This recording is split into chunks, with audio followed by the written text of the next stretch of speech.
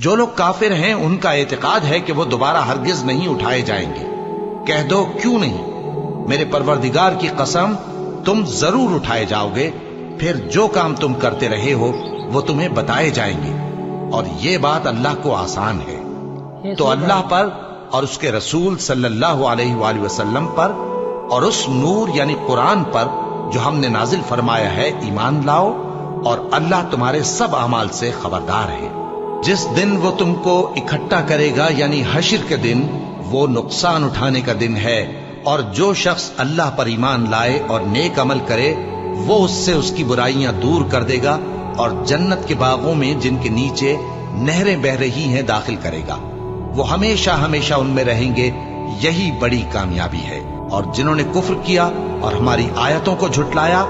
وہی اہل دوزخ ہیں کہ ہمیشہ اس میں رہیں گے، اور وہ بری جگہ ہے۔